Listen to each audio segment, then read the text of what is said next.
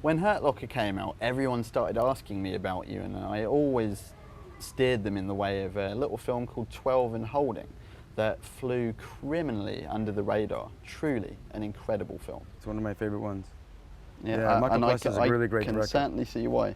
Yeah. Actually, his last film after the first two was, for me personally, was kind of disappointing. I actually thought he got caught up in the genre trappings. What he was trying to do. He tripped up a little bit. Yeah, I think. He gets into those the genre stuff. It's really kind of his kind of cup of tea. So I almost worked with him on one, and I didn't like the script. But then 12 and Holding came around, which is a really interesting story. So I enjoyed that aspect. And working with him is great. You'd work with him again if the right script came around. We're always looking for something. So I mean, he'd already done pedophilia in his previous film, and certainly the relationship in that film is not like that at all. But I mean, some can wrongly interpret it. When the film starts and they start watching it. So how do you go about striking the right note of ambiguity in a relationship where it's essentially a reversal, because it's the older man who is the he's preyed upon by the 12-year-old. Right. Yeah. It is. There is a fine line, and that was really most of the direction that Michael and I kind of would talk about over a cup of coffee, just figuring out how to sort of ride that line, and then playing it as innocently as I could, and honestly, I suppose. Because there's a very delicate balance, so that's just not really creepy. And then then you start check them off, you write them off right away if it's, you know what I mean. So, and then that girl Zoe she was so fabulous. Good. She is so good. So she made my job she easy. needs- All she I had to needs do to is be just getting show more up work. and learn my lines, and the scene would just go bananas because she lights it up on fire. She's so good. She's so good. I mean, what's it like going home at night with stuff like that? Like, take North Country. You got to be in a really misogynistic mindset all day. Do you just hate yourself at the end of the day? No, I don't take that stuff home with me. I go to work and I leave it there. How do you go about doing that? What do you do to decompress at the end of the day? 3 fingers and Macallan's always just. No, I usually just I don't know, go back to life, go back to whatever it is. Usually I'm shooting in a location, so I got to go explore the city and But yeah, it's my job, man. At the other end of the spectrum, we already talked about SWAT, but I just wanted to bring it up again because Colin Farrell actually mentioned it in his speech that he gave about you at the Oscars, and he seemed to recall it very fondly. Now, I don't know if you think it turned out very well. I know people didn't really respond to it very favorably, but I mean, either way, you've got those memories, and it seemed like you guys were having a great time from what you were saying. Do you want to tell us about that experience? And also, what do you make of the finished film? The finished film, I mean, it's a check your brain at the door kind of thing, and it's popcorn film, It's I think it's what it's meant to be, and I enjoyed it. I'm really glad I did it, and I got to meet a really good buddy on the movie, a couple of them actually. I mean, Colin is a amazing human being. He taught me a lot on and off set, and he's like a long lost brother in a lot of ways.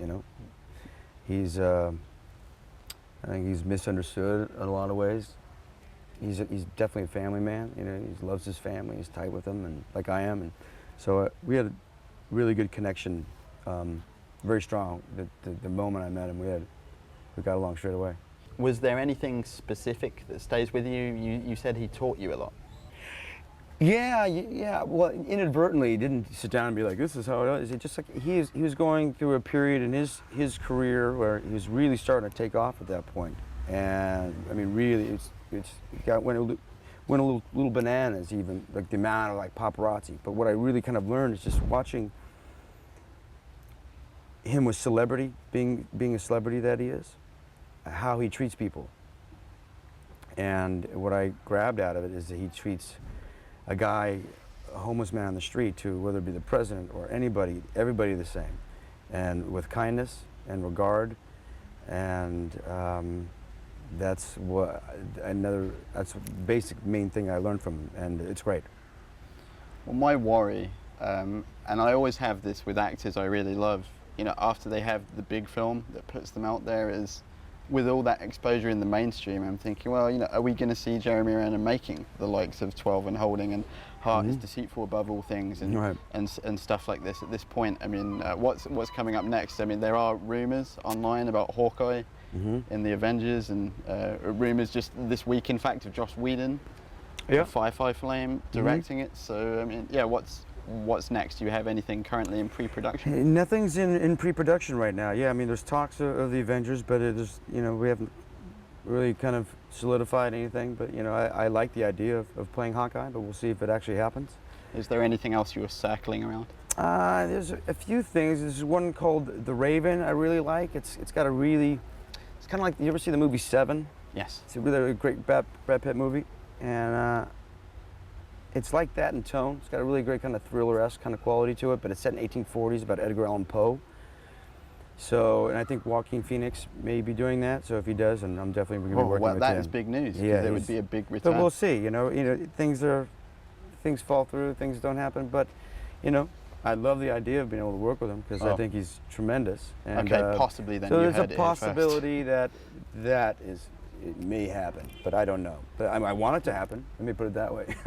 And finally, I wanted to ask you about The Town. Ben Affleck is directing again. Yes. Very excited about that because he really impressed a lot of people and surprised just as many with Gone Baby Gone. So, I mean, what can you tell us about him? Have you shot that yet? Well, yeah, we finished. It comes out September 17th in the States. Okay, so like, what can you tell us about, you know, somebody like that, you know, in person? You know, is he again another Colin Farrell character, someone who's misunderstood? Yeah, in a different way, in a way where how experienced he is in his little ride in life that he's had and where he's come from. He's had some ups and downs, and he's so affable, this guy, and he's so smart, and you know, he had to star and direct in this thing, and I don't know how he's going to be able to do that. He wrote it as well, didn't he? Yeah, Or he wrote with with a team of. Yeah, so he gets bored just acting or just doing, because again, he's so smart. He needs his brains firing synapses, the whole thing, you know. And he's a wonderful human being, and then he did a really great job with this movie. I think this is the best he's ever been as an actor. I think this is, I don't want to say it's better than the other movie because they're very different, but it's he has more money for this one, and there's a bit more action in it. So I think it's hopefully people will like it because I dig it. I think it's really great. Well, we couldn't let you go without asking you about your experience here on Ischia. It's your final night, so what's on the agenda? What's Pascal got planned for you? Oh, I don't know. I'm not sure. I'm going to go to some beautiful part of the island. I've been to San Angelo. And I'm in board shorts and flip-flops right now, man. This is paradise. It's the way to be, and it's going to get hotter tomorrow. But I mean, you're used to that after the Hurt Locker. Yeah, this is gorgeous, man. I'm so happy to be here. All right, Jeremy Renner, thanks so much for talking to us. I really appreciate it. Thank you. Yeah, brother. Thanks, brother.